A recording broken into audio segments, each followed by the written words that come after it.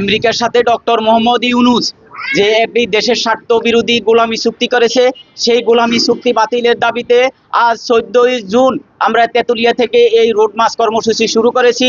আগামী 18 তারিখ টেকনাফ উপজেলায় গিয়ে আমাদের এই কর্মসূচি শেষ করব।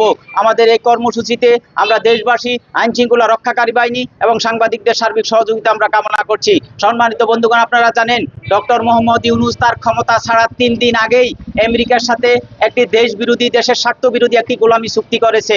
এই গোলামি চুক্তিতে আমরা মনে করি দেশের মানুষের স্বার্থ ক্ষুণ্ণ হয়েছে এবং এই গোলামি চুক্তিতে কি কি আছে সেটাও জাতির সামনে উপস্থাপন করে নাই।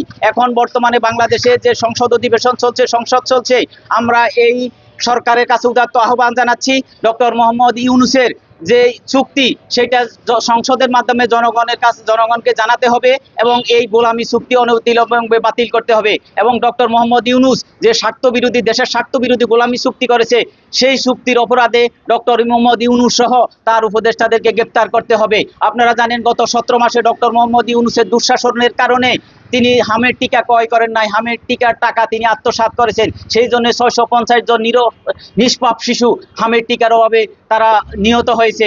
এই শিশু হত্যার অপরাধে ডক্টর মোহাম্মদ ইউনূসকে অনতিবিলম্বে গ্রেপ্তার করতে হবে।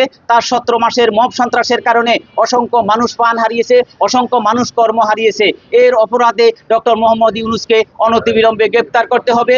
আপনারা জানেন যে গত 17 মাসের ইউনূসের দুঃশাসনের কারণে কোনো মানুষের জানমালের নিরাপত্তা ছিল না, নারীদের ইজ্জতের কোনো নিরাপত্তা ছিল না, মানুষের বিশ্বাসের কোনো স্বাধীনতা ছিল না, এখনো নেই। কবর থেকে লাশ তুলে পুড়িয়ে ফেলছে, জীবন্ত মানুষকে পুড়িয়ে হত্যা করছে এই ডক্টর মোহাম্মদ ইউনূসের মব সন্ত্রাসীরা এবং কথিত তৌহিদি জনতা নামক কুলাঙ্গারেরা। আমি মনে করি এইগুলার সবগুলোর জন্য দায়ী হলো ডক্টর মোহাম্মদ ইউনূস